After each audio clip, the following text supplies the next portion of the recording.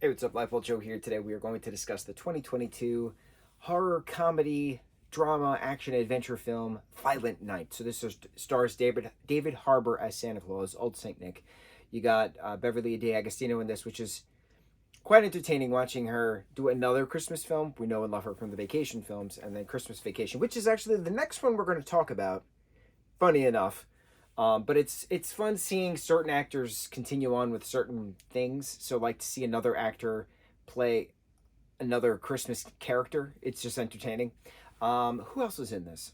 Oh, John Leguizamo is in this. Plays Scrooge, aka Jimmy Martinez. So this is very interesting. It's this Lightstone family has this estate, and they're celebrating Christmas Eve, but they're not good people, and so there's this mercenary group coming to kill them, basically, to steal the $300 million in their vault, a la Die Hard. But then you got the mix of Home Alone thrown in there, because young Trudy Lightfoot, who recently watched Home Alone, escapes and sets booby traps throughout the attic to, kill some people. And it's interesting watching the physical effect of a bowling ball to the head kind of a thing, or a nail to the face, because when you're watching Home Alone and they get smacked with paint cans and all these other things, you don't see the actual physical damage that it should have caused. Better Watch Out is another good horror Christmas film, which it does that as well. Uses the Home Alone booby traps and shows the actual physical damage that it would cause. So it was neat seeing the physical damage within these Home Alone booby traps that this young Trudy Lightstone is performing. So the project is the concept is now we're going to knock out all the workers at the house, and then the execution team that the Lightstone family hired is actually going to be working for Jimmy Martinez's crew as well.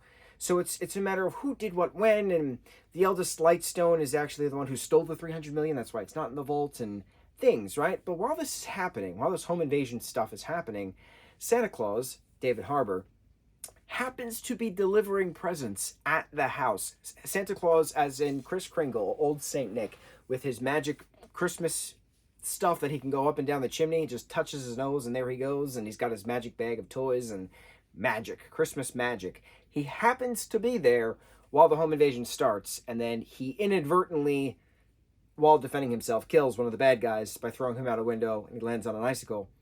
So it's very gory, beautiful action sequences throughout, and of course it's the John Wick producers, so they know exactly what they're doing. It's wonderful. So to have then Santa have his naughty list, which is just like this magical scroll that he opens up, and then the names pop up on the nice list. Opens up, naughty list. He has to turn it vertical for the naughty list because he keeps growing with all the new mercenaries coming, all the new bad guys coming. Very interesting. We then get the different backstories of this Santa, how he originally was a Norse warrior, with his favorite hammer called Skullcrasher, and that somehow along the way he turned into Santa Claus after all the bad he did, which goes into one of my favorite theories that not all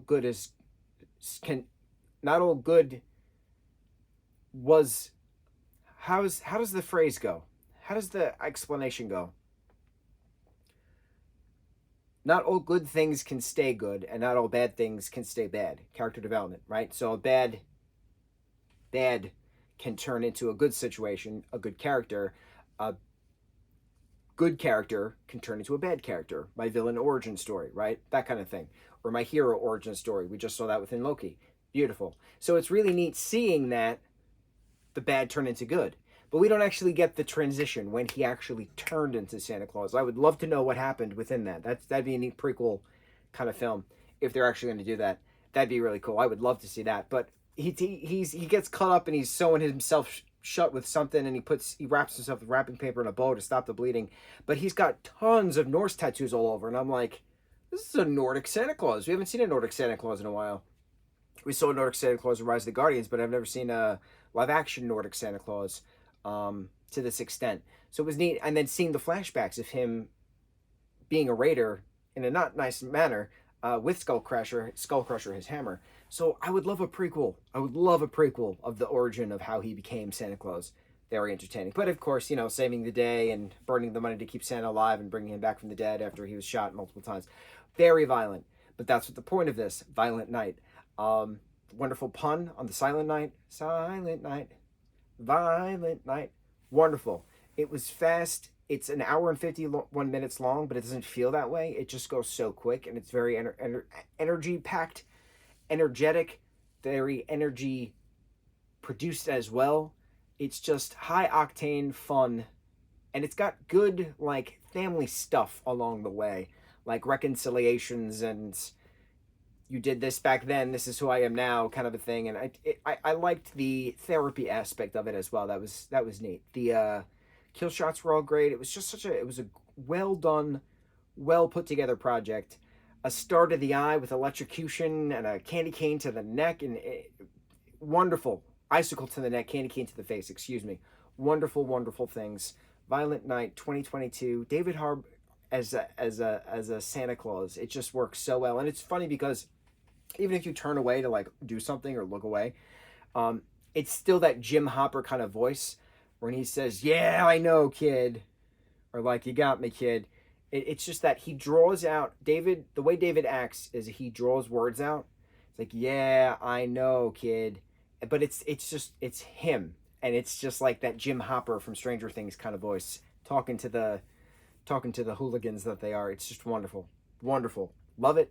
On to the next review. Mucho mahalo.